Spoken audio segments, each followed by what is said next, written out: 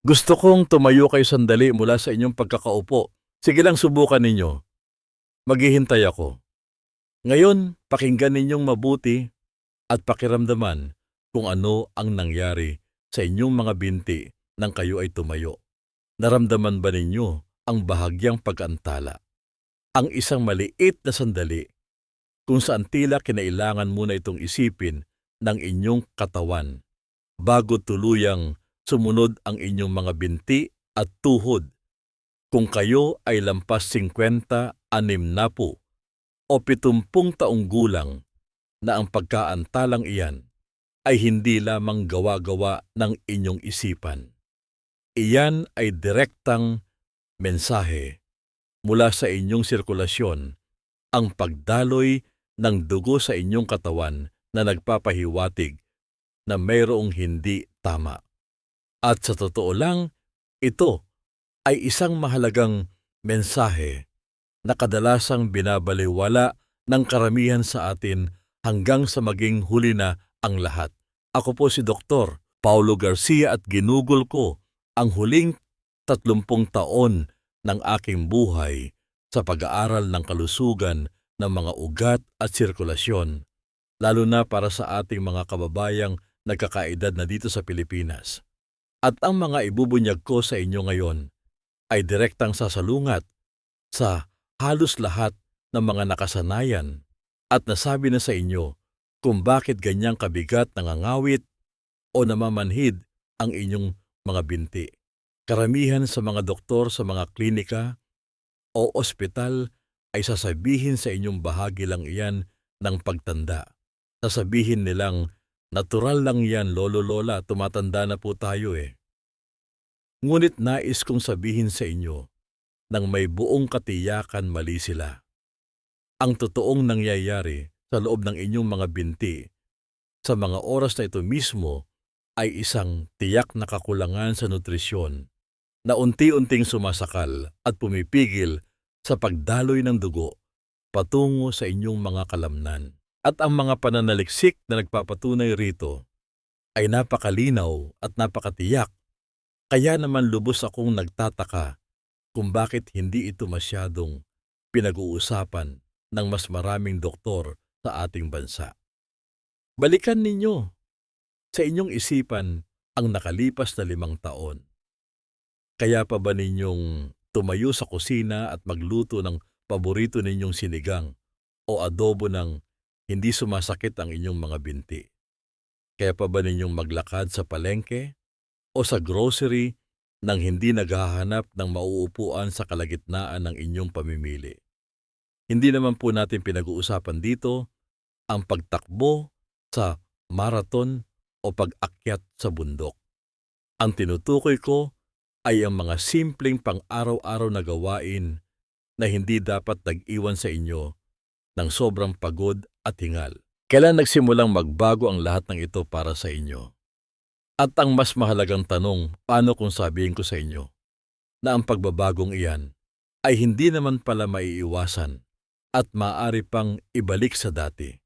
Narito ang totoong nagaganap sa inyong mga binti habang kayo ay nagkakaedad. At napakahalagang maintindihan ninyo ito. Ang inyong mga ugat na dinadaluyan ng dugo, partikular na ang mga maliliit na ugat na nakabaon ng malalim sa inyong mga binti at hita, ay mayroong panloob na sapin na tinatawag na endothelium.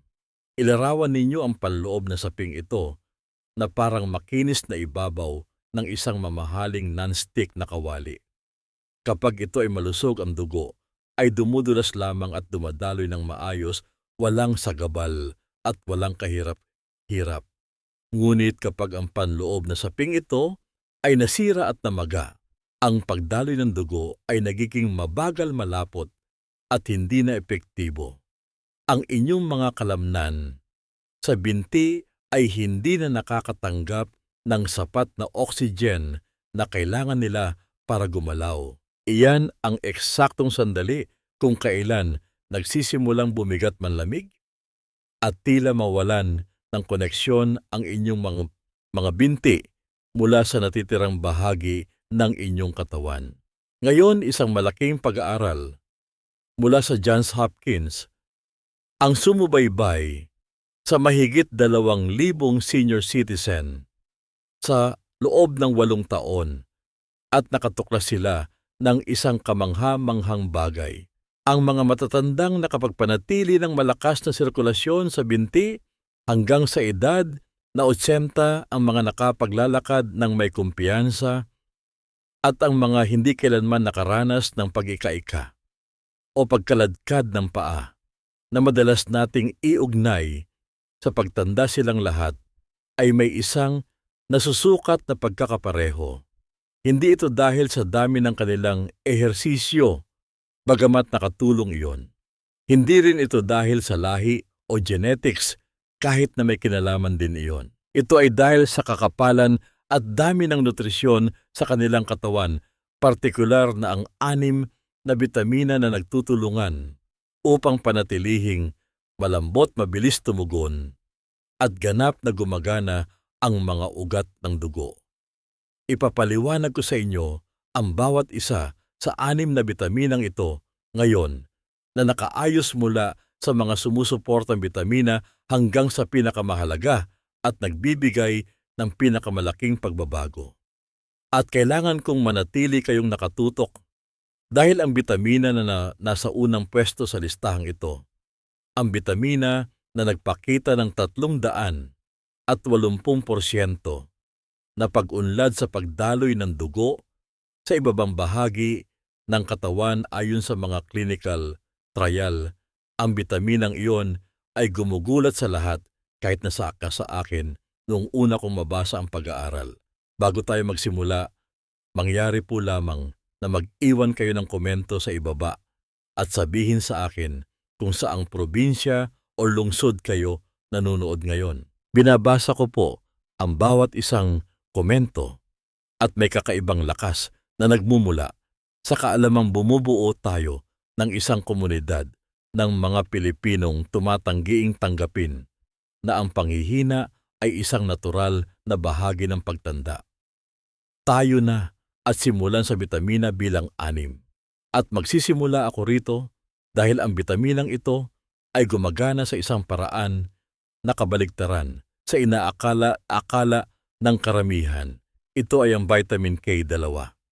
Marahil ay narinig na ninyo ang vitamin K patungkol sa pag-ampat ng pagdurugo o pagpapabuo ng dugo. Ngunit iyon ay ang vitamin K1. Ang tinutukoy natin dito ay isang bagay na ganap na magkaiba.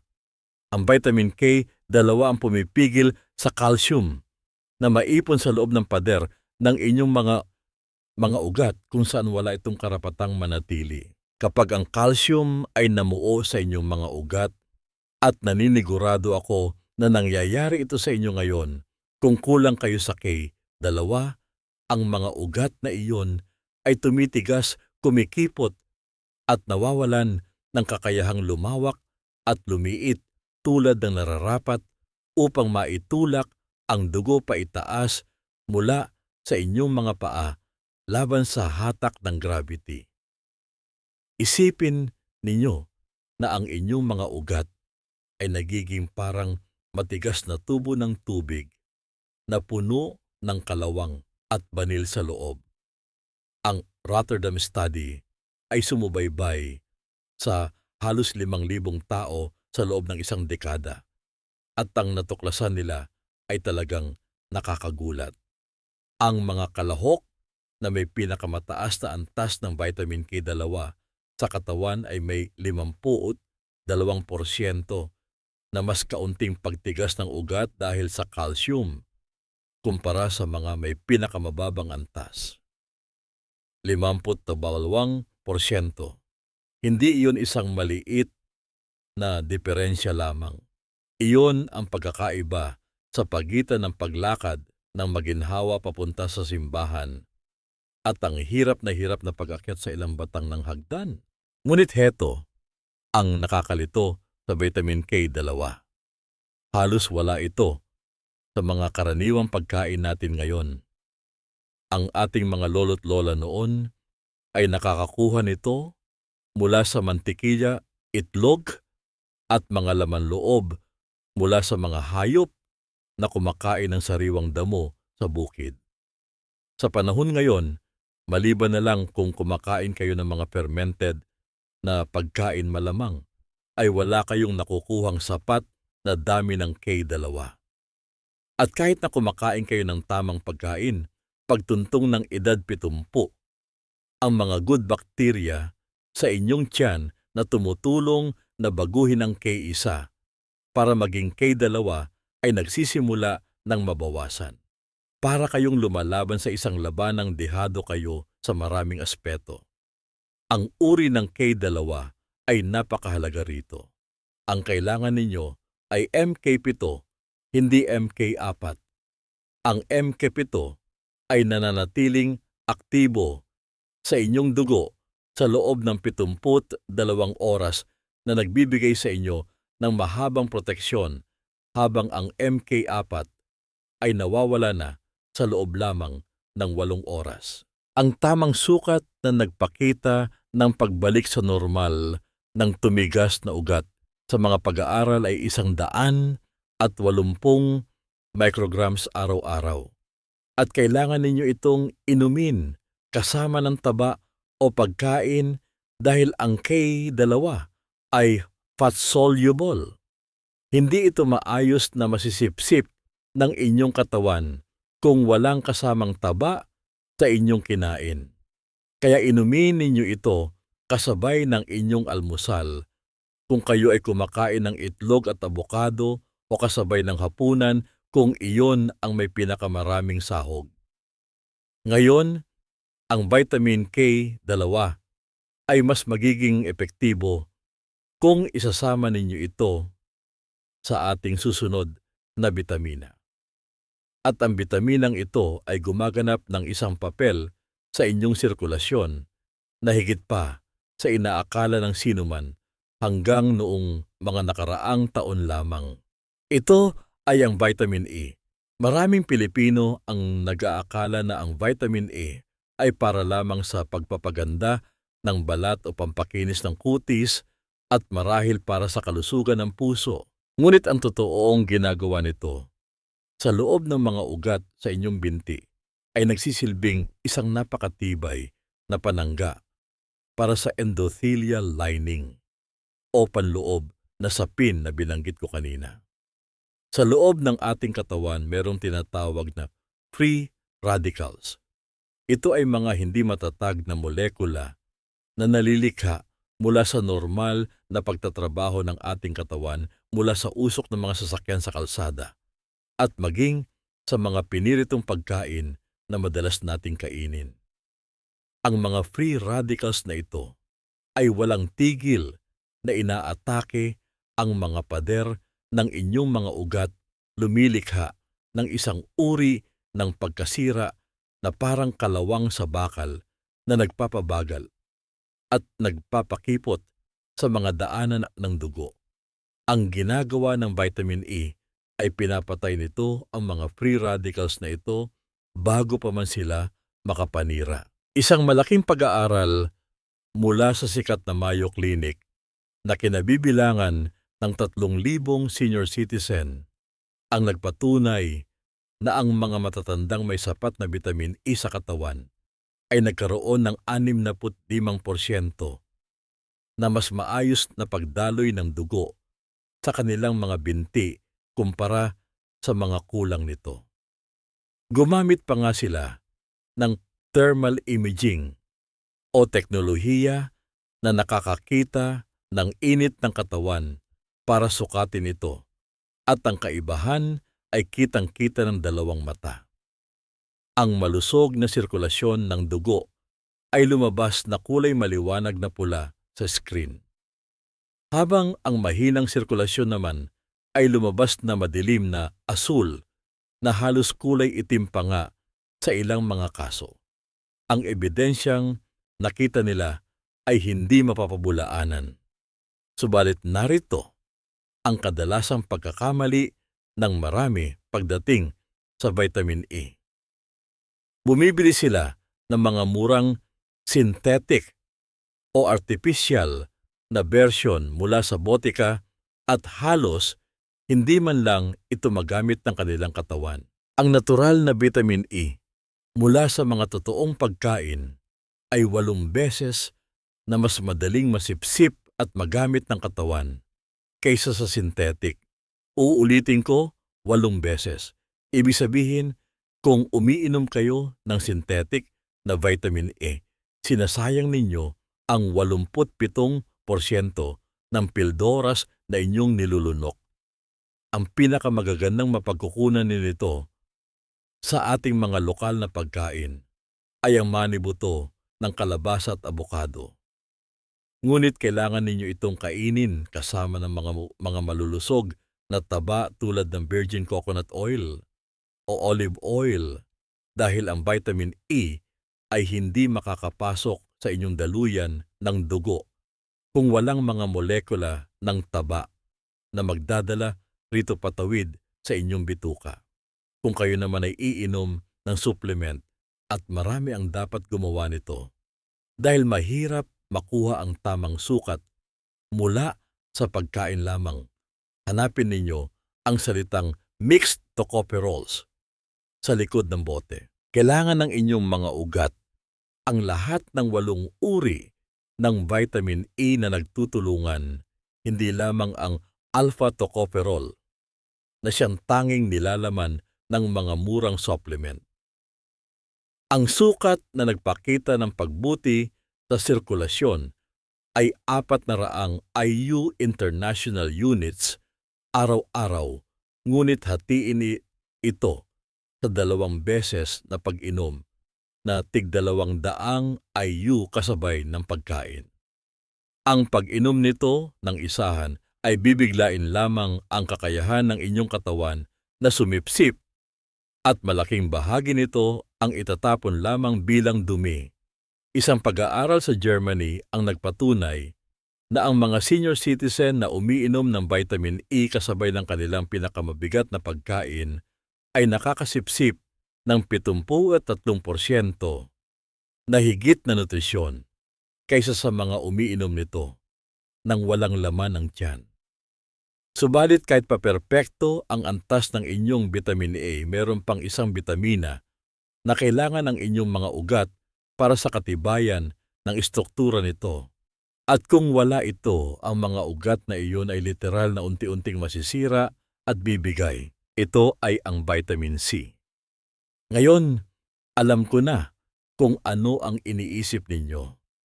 Ang vitamin C ay masyadong karaniwan. Lahat ng Pilipino ay alam ang vitamin C, lalo na tuwing umuulan at iniiwasan nating sipunin. Ngunit ang malamang na hindi ninyo alam ay kung ano ang nangyayari sa mga ugat sa inyong mga binti kapag kayo ay kulang nito. At maniwala kayo sa akin, paglampas ng edad 70, karamihan sa mga matatanda ay may matagal ng kakulangan dito. Ang inyong mga daluyan ng dugo ay pinagbubuklod ng tinatawag na collagen, ang parehong protina na nagpapanatiling banat sa inyong balat, at ang inyong katawan ay hindi kailanman makakagawa ng collagen kung walang vitamin C. Imposible ito sa siyensya. Ang mga mananaliksik sa Stanford ay naglabas lamang ng mga natuklasang nagpapakita na ang mga matatandang may sapat na antas ng vitamin C ay may mga ugat na 40% na mas elastiko o mas madaling banatin kumpara sa mga kulang nito. 40% mas may kakayahang lumawak at lumiit na napakahalaga dahil ang inyong mga ugat sa binti ay kailangang bumuka at sumara ng libu-libong beses sa isang araw para lamang maitulak ang dugo pabalik sa inyong puso laban sa hatak ng lupa. Narito ang malaking problema sa vitamin C. Ito ay water-soluble. Ibig sabihin ay sumasama ito sa tubig at hindi ito kayang imbak ng inyong katawan. Kailangan ninyo ng tuloy-tuloy na supply sa buong araw. Ang karaniwang ginagawa ng maraming Pilipino ay iinom ng isang malaking dosis sa umaga, sasalain ito ng kanilang mga bato o kidneys sa loob ng ilang oras at ilalabas sa pag-ihi na nagiiwan sa kanila. Nakulang na naman sa vitamin C sa natitirang bahagi ng araw. Kaya naman mas epektibo ang paghahati ng dosis. Imbes na 500 milligrams sa isang araw, uminom ng 200 milligrams ng 3 beses sa isang araw kasabay ng pagkain. Pinapanatili nito ang pantay at tuloy-tuloy na antas sa inyong dugo at binibigyan ang inyong mga ugat ng walang patid na supply ng kanilang kailangan para sa pagkukumpuni at pagpapanatili. Ang bayabas at kalamansi ay mayaman sa vitamin C, ngunit kung bibili ng supplement, iwasan ang mga karaniwang ascorbic acid na nakakasakit ng tiyan at mahirap masipsip. Hanapin ang buffered vitamin C o sodium ascorbate. Ang mahalagang detalye na hindi sinasabi ng marami ay kailangan ninyong isabay ang vitamin C sa mga bioflavonoids. Ito ay mga compound na nagpoprotekta sa vitamin C upang hindi ito masira agad at makikita ito ng sagana sa ating siling labuyo at mga pulang sili. Kapag isinama ninyo ang sili, lumilikha ito ng kaunting init na agad nagpapabuka sa mga ugat. Ngayon, papasok na tayo sa mga pinakamalalakas na bitamina, ang mga bitamina na makakalikha ng mga pagbabagong mismong pakiramdam ninyo. Sa inyong mga binti ay magbabago sa loob lamang ng ilang araw, hindi linggo. Ang susunod na bitaminang ito ay gumagana ng napakabilis at napakatindi na sa unang beses na inumin ninyo ito, malalaman ninyo sa loob lamang ng 30 minuto na may magandang nangyayari sa inyong katawan. Ito ay ang vitamin B3 o mas kilala bilang niacin. Ang niacin ay may kakayahang gumawa ng isang bagay na hindi kayang gawin ng anumang ibang bitamina. Pinuwersa nito ang inyong mga daluyan ng dugo na bumuka at lumawak sa loob lamang ng ilang minuto matapos ninyo itong inumin na lumilikha ng isang reaksyong tinatawag ng mga doktor na flush o pamumula. Ang inyong balat ay biglang pupula, makakaramdam kayo ng init. At ang init na iyon ay ang mismong ebidensya ng milyon-milyong maliliit na ugat sa inyong katawan na biglang bumubukas, pinapayagan ang masaganang dugo na puno ng oxygen na humagupit patungo sa mga maliliit na ugat na hindi nakaranas ng tamang daloy ng dugo sa loob ng maraming taon. Sa isang pag-aaral ng Cleveland Clinic, binigyan nila ang mga senior citizen na may mahinang sirkulasyon sa binti ng 500 miligramo ng niacin araw-araw at sinukat ang daloy ng kanilang dugo gamit ang ultrasound. Ang mga resulta ay talagang nakakapangilabot sa ganda 180% na pagtaas sa sirkulasyon patungo sa ibabang bahagi ng mga binti sa loob lamang ng 6 na linggo. Maraming kalahok ang nag-ulat na ang kanilang madalas na pamumulikat ng binti ang uri ng pulikat na nanggigising sa inyo ng madaling araw at nagpapaiyak sa sobrang sakit ay ganap nang nawala. Gumagana ang niacin sa pamamagitan ng iba't ibang pamamaraan ng sabay-sabay.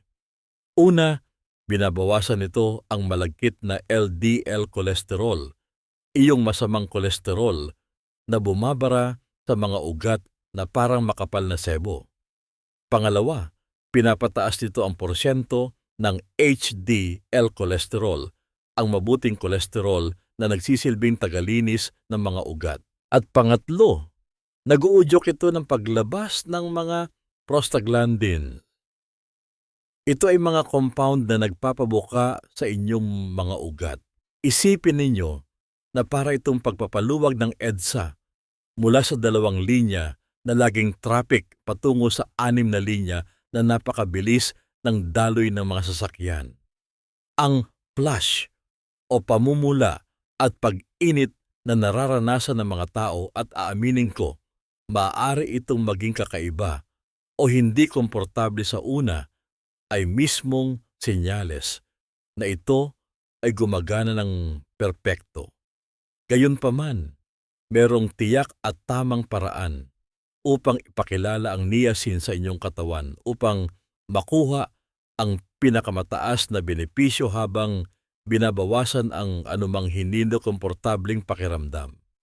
Magsimula lamang sa 50 miligramo pagkatapos ng inyong hapunan, araw-araw, sa loob ng 1 linggo. Masasanay din ang inyong katawan. Pagkatapos itaas ito sa 100 miligramo para sa susunod na linggo. Unti-unti ninyong itaas ang sukat hanggang umabot sa 500 miligramo sa loob ng 1 buwan. Ang immediate release o mabilisang matunaw na uri ay mas maganda para sa sirkulasyon kaysa sa extended release dahil ito ang lumilikha ng kapaki-pakinabang na pamumula na naghuhudyat ng pagbuka ng mga ugat. Ang mga pagkain na mayaman dito ay karne ng manok at mani. Ngunit narito ang isang napakahalagang babala para sa marami nating matatanda. Kung kayo ay umiinom ng mga gamot laban sa asido o pangontra sa heartburn at acid reflux tulad ng omeprazole, malaki ang posibilidad na halos wala kayong nasisipsip na niacin mula sa inyong mga kinakain. Ito ay dahil ang niacin mula sa pagkain ay nakakabit sa mga protina na nangangailangan ng matapang na asido sa tiyan upang mabasag at makuha. Kaya naman para sa pinakamabisang pamamaraan inirekomenda ang pag-inom ng 250 miligramo ng immediate release niacin 2 beses sa isang araw kasabay ng pagkain at uminom din ng isang baby aspirin 81 miligramo. Ang aspirin ay hindi lamang nakakabawas sa tindi ng pamumula o flash, kundi lalo nitong pinapaganda ang benepisyo sa sirkulasyon dahil pinipigilan nitong magdikit-dikit ang mga platelet ng dugo na lalong nagpapalabnaw at nagpapabilis sa daloy nito pababa sa inyong mga binti. Nasa nangungunang 2 bitamina na tayo ngayon at ang 2 ito ang naghihiwalay sa mga taong napapanatiling masigla at malakas ang kanilang mga binti hanggang sa kanilang pagtanda sa edad na 80. Kumpara sa mga taong nagsisimula ng humina-manghina at mawalan ng balanse pagtuntong pa lamang ng edad 70. Ang susunod na ito ay teknikal na isang hormone sa loob ng katawan, hindi lang basta bitamina, at kinokontrol nito ang mahigit 1,000 gene sa inyong katawan kasama na ang mga nagdedetermina kung gaano kahusay gumagana ang mga ugat ng inyong dugo. Ito ay ang vitamin D3. Ang sikat na Framingham Heart Study ay naglabas ng isang nakakagulat na natuklasan. Ang mga taong lampas 75 taong gulang na may antas ng vitamin D sa dugo na mababa sa 30 nanograms per milliliter ay nagkaroon ng 80% na mas matitigas na ugat at 62% na mas malalang pagdaloy ng dugo papunta sa kanilang mga paa at kamay kumpara sa mga may antas na higit sa 50. At ang pagkakaibang ito ay direktang nakita sa kanilang kakayahang maglakad at sa lakas ng kanilang mga binti. Ang mga may sapat at malakas na antas ng D3 ay nakakapaglakad pa ng 1 kilometro araw-araw, habang ang grupong may kakulangan ay hirap nang makarating man lang sa pinakamalapit na sari-sari store sa kanto. Ang inyong mga ugat ng dugo ay may mga receptors o mga tagasalo ng vitamin D sa kabuuan ng kanilang mga pader. Kapag ang mga tagasalong ito ay napaagana ng D3, naglalabas sila ng senyales upang lumikha ng nitric oxide, ang pinakamahalagang molekula na nagpapaluwag at nagpapabuka sa inyong mga ugat na nagpapahintulot sa dugo na malayang dumaloy kahit na sa pinakamaliliit na ugat sa dulo ng inyong mga daliri sa paa. Kung kulang sa D3, ang mga ugat na ito ay nananatiling makipot matigas at walang kakayahang maghatid ng napakahalagang oxygen na labis na kinakailangan ng inyong mga nangangawit na kalamnan sa binti. Ngayon, isang kabalintunaan na sa isang mainit at tropikal na bansa tulad ng Pilipinas, kung saan laging may araw, ay napakaraming matatanda ang kulang sa vitamin D. Ang totoo, lalo na sa ating kultura, madalas nating iniiwasan ang araw. Laging nakapayong, nakakulong lang sa loob ng bahay dahil takot uminit o umitim kaya hindi nakakagawa ang ating balat ng sapat na bitamina. Bukod pa rito, narito ang hindi sinasabi sa inyo tungkol sa pag-inom ng D3 supplement. Ang pag-inom nito ng isang beses sa isang linggo na may mas mataas na dosis ay mas epektibo kaysa sa maliliit na dosis araw-araw. Bakit? Dahil ang D3 ay naiimbak sa inyong mga fat cells o taba sa katawan at unti-unti itong inilalabas upang lumikha ng pantay at tuloy-tuloy na supply. Bagamat ang sikat ng araw sa umaga ang pinakamahusay na mapagkukunan pagtuntong ng edad 75, ang kakayahan ng inyong balat na gumawa ng vitamin D mula sa araw ay bumababa na ng 75% kumpara nung kayo ay bata pa. Iyon ay kung nakakapagbilad pa kayo sa araw na hindi na madalas magawa ng karamihan sa mga senior. Kung iinom kayo ng supplement at talagang dapat ninyo itong gawin, kailangan ninyong inumin ang D3 kasama ang vitamin K2 na tinalakay natin sa unang bahagi dahil sila ay nagtutulungang parang mag-asawa. Pinapataas ng D3 ang inyong pagsipsip ng calcium mula sa pagkain, habang ang K2 naman ang nagiging traffic enforcer na nag-uutos sa calcium na pumunta sa mga buto at lumayo sa inyong mga ugat. Ang pag-inom ng D3 na mag-isa na walang K2 ay maaaring lalo pang magpalala sa pagtigas ng inyong mga ugat. Ang pinakamabisang pamamaraan ay ang pag-inom ng 5,000 IU ng D3 kasabay ng almusal kasama ang 180 micrograms ng K2MK7. At narito ang pinakamahalagang detalye.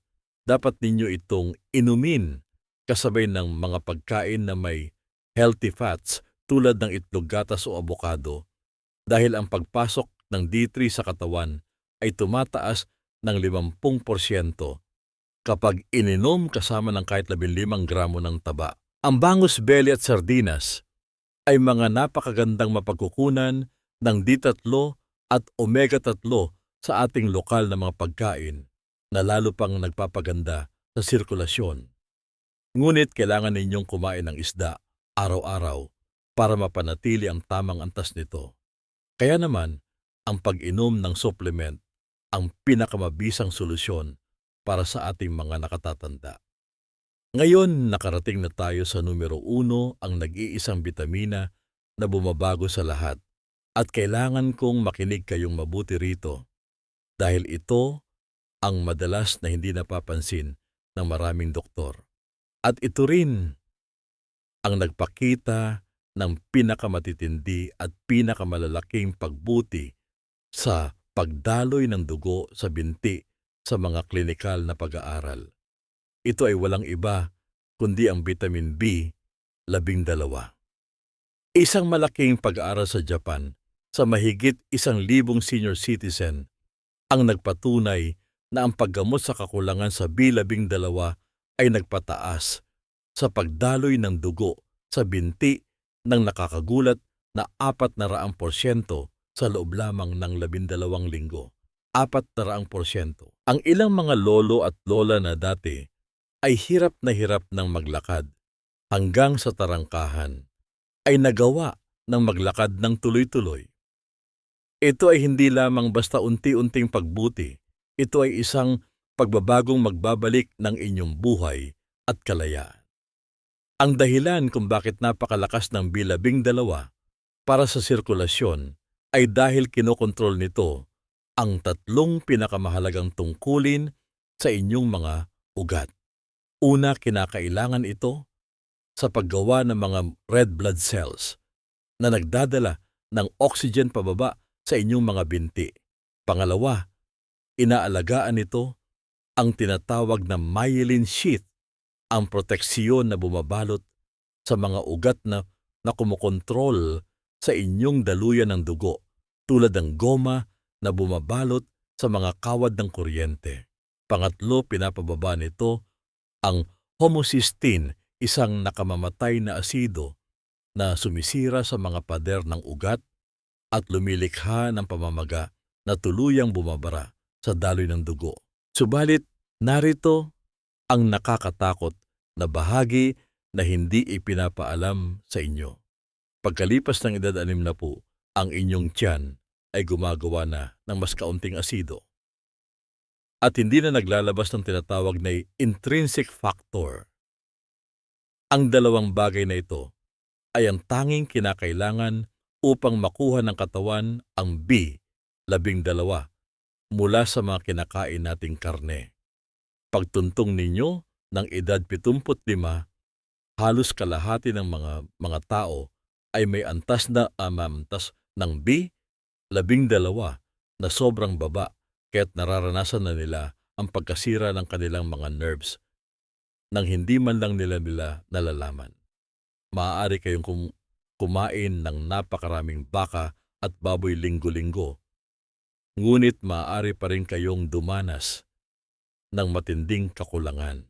Ang mga sintomas ng kakulangan sa B12 ay eksaktong kamukha ng mga inaakala ninyong normal na pagtanda sa inyong mga binti, ang pamamanhid, ang pangingimay, na parang tinutusok ng napakaraming karayom ang panghihina ng tuhod, kawalan ng balanse, at yung pakiramdam na tila sinusunog ang inyong mga paa sa gabi na dahilan kaya hindi kayo makatulog. Ang lahat ng ito ay hindi normal. Ito ay sigaw ng inyong mga ugat na literal na nagugutom at namamatay sa kakulangan ng B12. Ang karaniwang blood test para sa B12 na ipinapagawa sa mga klinika ay halos walang kwenta dahil sinusukat nito pareho ang aktibo at hindi aktibong anyo nito. Maaari kayong makakuha ng normal na resulta kahit na ang inyong katawan ay tuyot na rito. Ang kailangan ninyong ipasuri ay ang inyong methylmalonic acid MMA levels upang makita ang totoong sitwasyon. Ang karne ng baka at mga laman loob tulad ng atay ay mayaman dito. Ngunit narito ang sikreto na babago sa inyong kalagayan. Ang pag-inom ng sublingual o ang mga B12 supplements na tinutunaw sa ilalim ng dila. Linalampasan nito ng tuluyan ang inyong tiyan at direktang pumapasok sa inyong daluyan ng dugo sa pamamagitan ng napakaraming maliliit na ugat sa ilalim ng inyong dila. Nagbibigay ito sa inyo ng 10 beses na mas mabilis na pagpasok kaysa sa mga pangkaraniwang pildoras na kailangan pang dumaan at sirain ng asido sa tiyan. Ang uri ng B12 na bibilhin ay napakahalaga. Ang cyanocobalamin ay ang murang artipisyal na uri na kailangan pang baguhin ng inyong katawan ng paulit-ulit bago magamit. Ang dapat ninyong hanapin ay ang methylcobalamin, ang aktibong uri na agad magagamit ng inyong katawan. Para sa kalusugan ng inyong mga binti, kailangan ninyo ng 1,000 micrograms ng sublingual methylcobalamin tuwing umaga. Hayaan ninyong matunaw itong mabuti sa ilalim ng inyong dila. Huwag lunukin ng maaga. Sa loob lamang ng 2 linggo ng tamang paggamit ng B12, mapapansin ng marami na mas umiinit at mas sumusunod na ang kanilang mga binti. Sa loob ng 1 buwan, ang pamamanhid at pangingimay ay unti-unting mawawala. At sa loob ng 3 buwan, magugulat na lamang kayo dahil nakakapaglakad na kayo sa mga distansyang matagal na ninyong hindi kayang maabot. Ngayon, meron akong hamon sa inyo. Pumili ng isang bitamina mula sa listahang ito at simula itong subukan ng tama sa loob ng 30 araw. Hindi lahat ng sabay-sabay, isa lamang muna. Kung maaari, ipasuri sa laboratorio ang antas ng inyong bitamina. Sundin ang tamang pamamaraan na aking itinuro at pakinggan ninyong mabuti ang mga pagbabagong mararamdaman ng inyong mga binti. Pagkatapos ay bumalik kayo sa bidyong ito at mag-iwan ng komento tungkol sa inyong naging karanasan. Binabasa ko ang bawat isa at maaaring ang ibabahagi ninyong kwento ang mismong kailangang marinig ng iba upang magkaroon ng pag-asa. Ang inyong mga binti ay binuhat kayo at sinamahan kayo sa napakaraming dekada ng inyong buhay. Sila ang nagdala sa inyo sa altar, sila ang naglakad ng milyon-milyong hakbang para maghanap buhay at itaguyod ang inyong pamilya, at sila ang tumayo ng matagal upang alagaan ang inyong mga anak. Hindi ba't nararapat lamang na bigyan natin sila ng masigit na pansin kaysa sa basta na lamang isuko ito at sabihing matanda na kasi ako? Ang 6 na bitaminang ito, lalo na ang pang-una, ay nagbibigay ng eksaktong kinakailangan ng inyong mga binti upang patuloy kayong maihakbang pasulong. Isang mahalagang aral na lagi kong ibinabahagi bilang isang doktor. Ang kalayaan sa paggalaw ay hindi lamang tungkol sa pisikal na kalusugan. Ito ay tungkol sa pagpapanatili ng ating dignidad at saya sa buhay. Huwag ninyong hintaying dumating ang araw na hindi na ninyo kayang makipaglaro sa inyong mga apo o makapaglakad man lang papuntang simbahan. Magsimula kayo ngayon. Kung nakahanap kayo ng mahalagang kaalaman sa artikulong ito, mangyari po lamang na mag-subscribe kayo, mag-iwan ng komento, at ibahagi ito sa inyong mga asawa, kapatid, at mga kaibigang nararamdaman nyo ay mangangailangan din ng tulong na ito. Dahil sa susunod na linggo, tatalakayin ko naman ang 3 uri ng pagkain na lihim na sumisira sa sirkulasyon ng mga taong lampas edad 70. At tinitiyak ko sa inyo, ang isa sa mga iyon ay nasa inyong kusina ngayon. Ako po si Dr. Paulo Garcia, hanggang sa muli nating pagkikita.